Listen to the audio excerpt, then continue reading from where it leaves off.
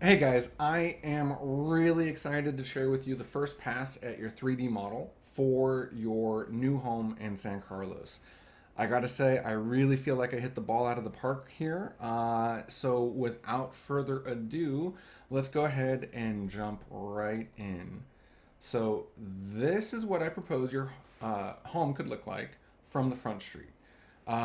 We've got a really cool thing happening here at the front entry door with this sort of staggered or scalloped sort of curved feature carved into some really deep looking plaster, giving this front entry element a lot of visual weight and sculptural feel, but without it being too overly exposed. We still have these small windows here in the doors to bring in light, but otherwise, I'm not proposing any other windows on flanking the front door just to sort of have this more artistic effect here.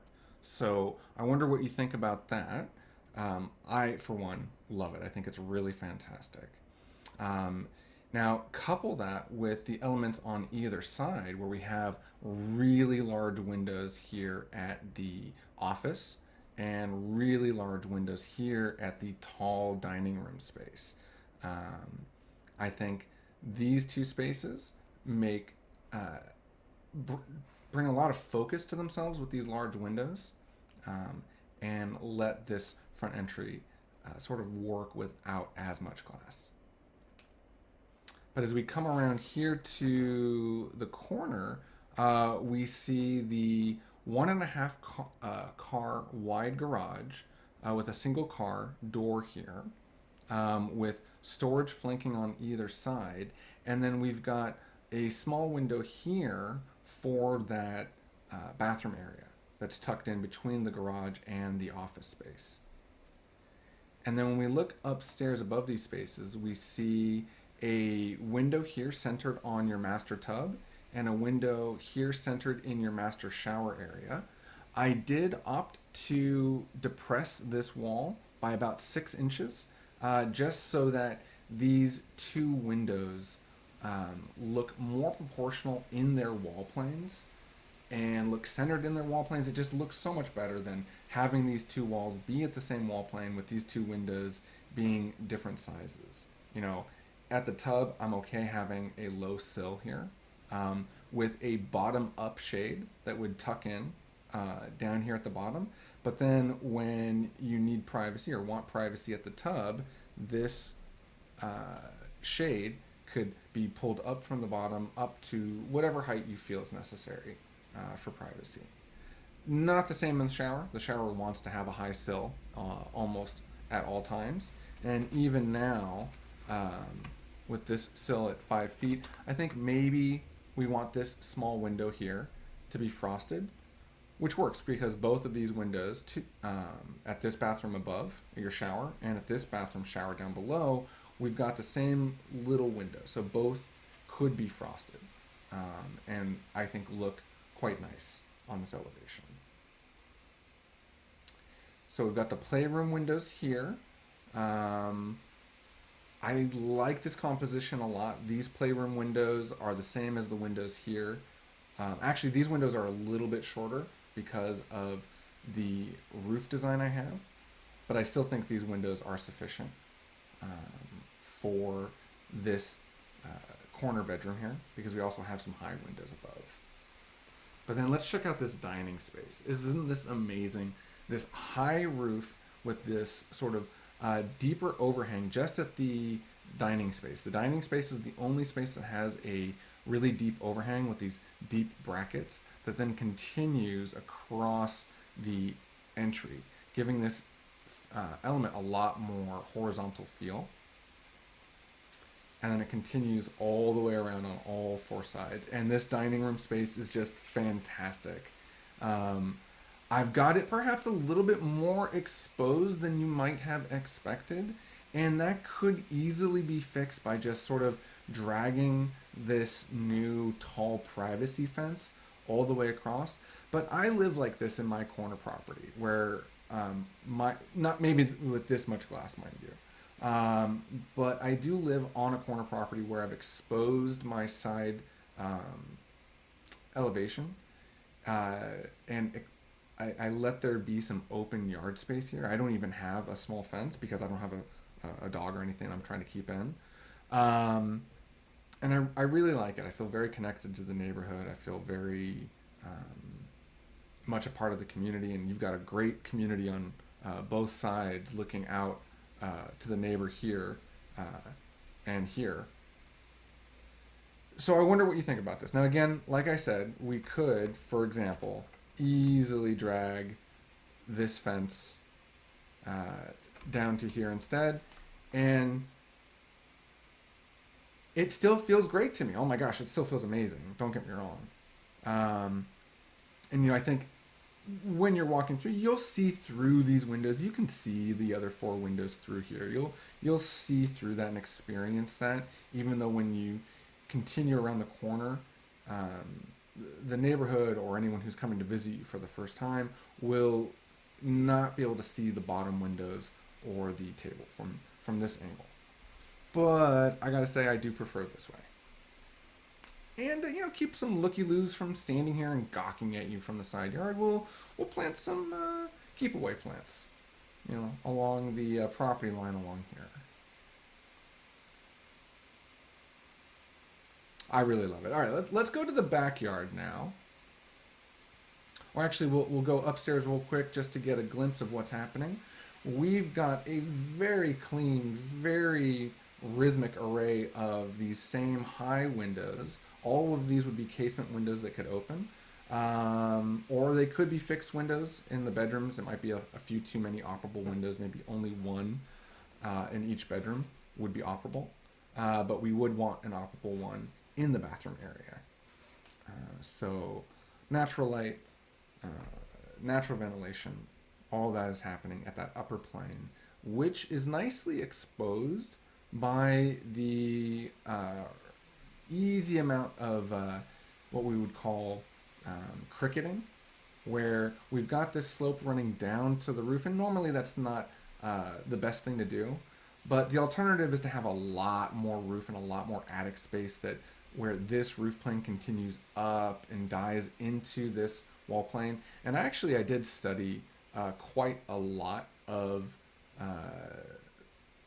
of alternatives for this roof, but nothing, in my opinion, beats this taller volume having its own little roof element, its own clean hip roof.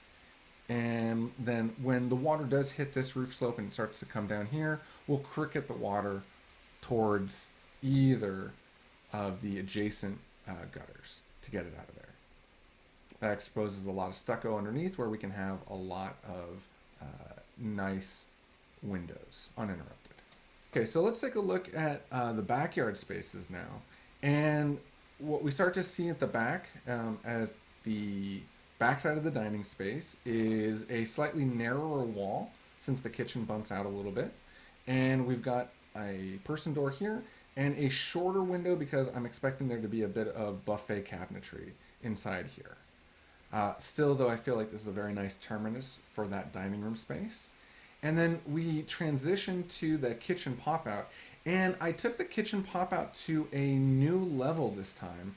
And we didn't talk about this during our floor plan exercises, but I really like breaking up this otherwise uninterrupted two-story volume that sticks out in one dimension but not in the other. I've opted to break that up with a pop-out window at the corner that brings three windows here at the sink, gives you a little bit more depth, countertop space, and just a really great facade, a really great composition for this facade. It looks super authentic. It looks really, really rustic to me. I love it. And I hope you guys love it too. So it's this, I'm purporting to do or proposing to do this little corner pop out on both sides. I can't wait to hear what you think about that. I think actually this light wants to be at this corner instead.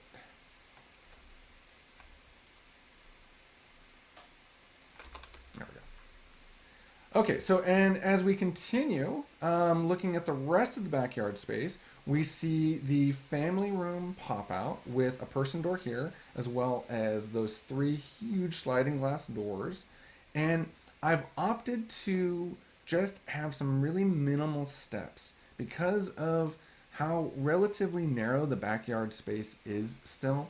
I would say instead of having a big deck, let's instead have relatively minimal steps. These aren't as small as they could be. You know, they're a little bit deeper. They're a little more proportional and comfortable to step down onto.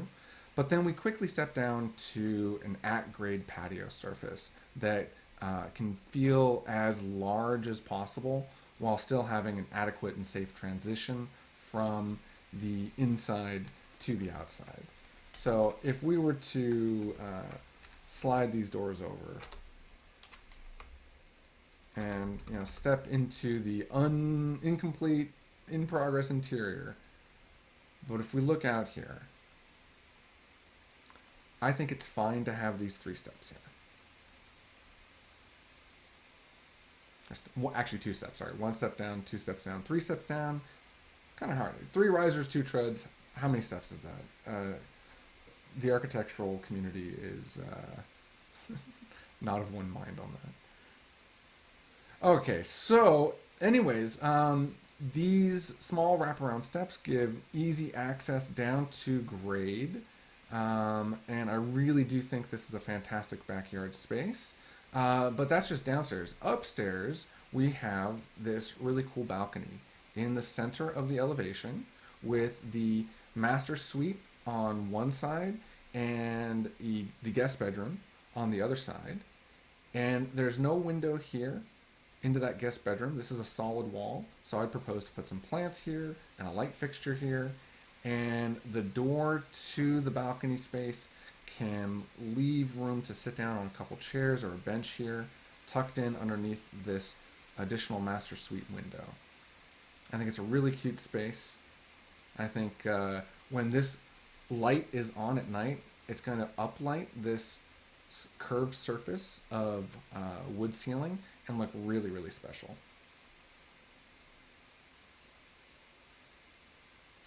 And then as we turn the corner here, we're kind of on the more utilitarian side yard, the narrow side yard, but we've still got some nice things happening. We've got the central fireplace outset from the wall, and that will vent through this chimney. Now this is oversized. You certainly don't need to do something this grandiose for a simple gas fireplace.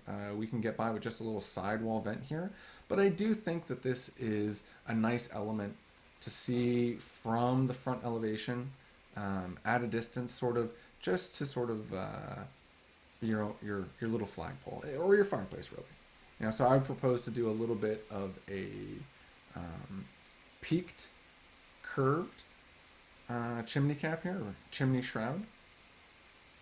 And I like this shape the most from your backyard space.